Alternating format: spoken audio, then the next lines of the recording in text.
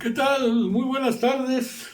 Llegando ya de la calle, vengo, hace mucho aire, frío, terrible en el Valle de Toluca, pero bueno, ya ha sido, como les decía en la mañana, que esta chica, bueno, esta señora más bien, la hermana de Martí Batres, en este proceso ríspido que se dio ayer en la Cámara de Senadores, pues ha sido designada por el presidente de la República, Andrés Manuel López Obrador, como ministra de la Suprema Corte de Justicia de la Nación.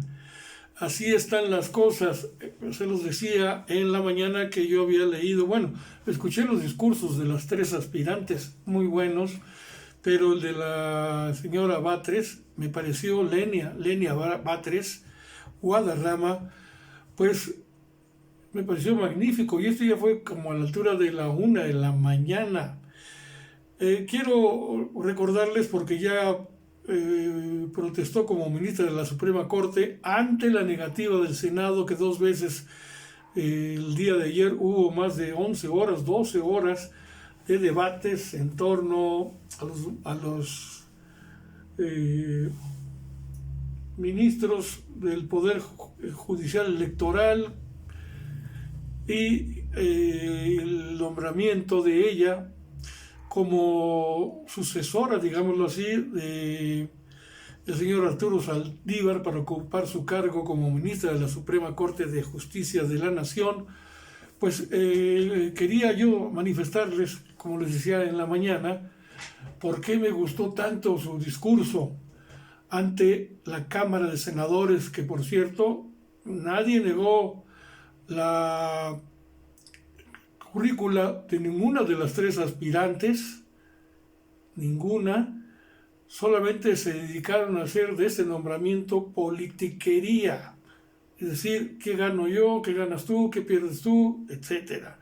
Pues Lenia Batres Guadarrama aceptó en su discurso, que fue magnífico, les repito, que la ciudadanía participe de la elección de los integrantes de la Corte y que los ministros obtengan una remuneración que establece la Carta Magna que ellos han estado violentando.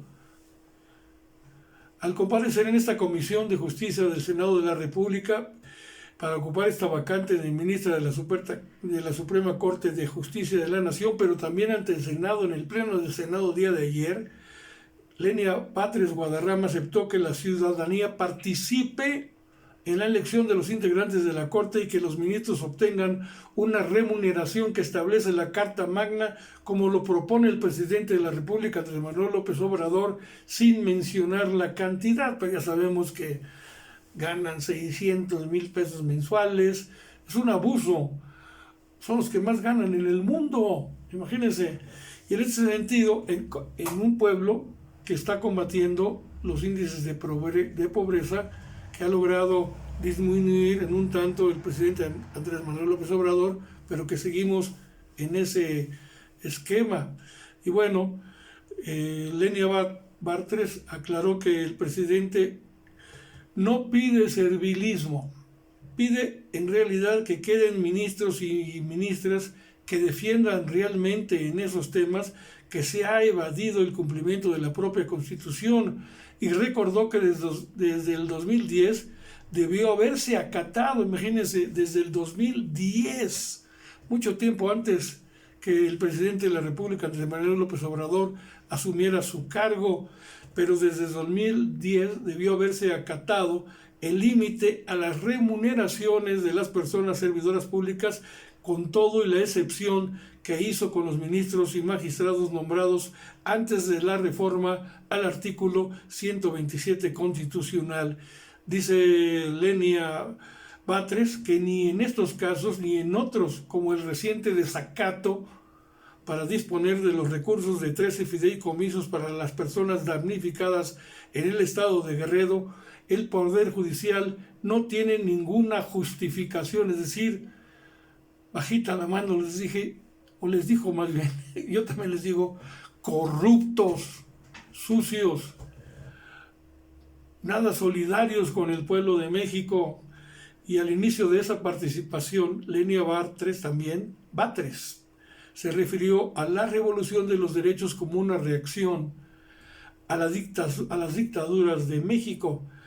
Ella, Lenia Batres, como usted sabe, Batres es hermana del actual jefe de gobierno de la Ciudad de México, Martí Batres, pues dijo que en México cada reconocimiento, ejecución o extensión de un derecho social e incluso individual, como las libertades políticas, ha surgido de movimientos sociales. Ella viene de ahí y ha quedado plasmado en nuestra Constitución, que justamente proviene de un gran movimiento social revolucionario,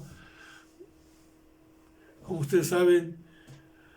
Y además, antes de la revolución del 20 de noviembre, cuando se dio el inicio, digamos que formalmente, oficialmente, con Francisco I. Madero, 1910, pero en el 2006, 2008, hubo precursores de la revolución, también revolucionarios enormes, como los hermanos Flores Magón y otros, Práxedes Guerrero, que ayer no lo podía pronunciar bien, Noroña, Fernández Noroña, y el Librado, y otros más, muchos más. Bueno, pues ella se refirió a ese movimiento histórico, dijo que ese movimiento nació con fuerza frente a los gobiernos autoritarios, frente a los gobiernos que reprimieron a estudiantes también en la época moderna, desaparecieron y mataron campesinos y activistas que defendían sus derechos. Criticó que en varios casos en el que el Poder Judicial actual le está extendiendo las facultades que la Constitución y las leyes le dan han violentado la ley de amparo al otorgar suspensiones con carácter general de leyes completas, como lo hizo con la reforma electoral y la Ley General de Comunicación Social. Vuelvo a leer, es que esto es muy importante. Esto es realmente importante. En varios casos, el Poder Judicial actual, comandado por la señora Norma Piña, le está extendiendo las facultades que la Constitución y las leyes le dan y ha violentado, o que no le dan, mejor dicho, y han violentado la ley de amparo al otorgar suspensiones con carácter general de leyes completas, como lo hizo con la reforma electoral y la Ley General de Comunicación Social. También ha violado la ley de amparo, que no le faculta para suspender actos del Poder Ejecutivo, como la distribución, por ejemplo, de los libros de texto gratuitos tan importantes, ¿no?, de manera general en entidades de la República, como digamos Chihuahua. Y bueno, también sucedió en otros estados más, y más de un mes, y sigue sucediendo, como el ejemplo del estado de Coahuila, Aguascalientes también. Y en cuanto a su relación con el Movimiento de Regeneración Nacional, que encabeza el presidente Andrés Manuel López Obrador, la candidata respondió a una pregunta del senador panista Damián Cepeda. Creo que pensar en que los temas que tiene que abordar la Suprema Corte en cada tema tiene alguna relación con el Poder Ejecutivo, y considero que si algunos ministros que el presidente propuso no compaginaron con él, es porque él no se ha acatado la norma de remuneraciones, o no se ha acatado a la norma de remuneraciones, o expedir reformas al Poder Judicial, pero no por cuestiones personales. Pero ¿quién es Lenia Batres, nueva ministra de la Corte?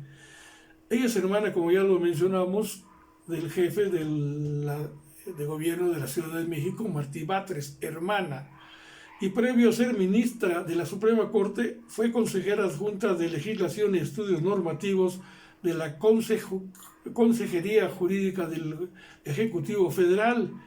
Esta señora Batres ahora forma parte, o formó ya, de la terna que presentó el presidente, y la consejera ha pasado además por diversos cargos en el gobierno de la Ciudad de México, antes Distrito Federal, mientras el señor López Obrador era el jefe de gobierno.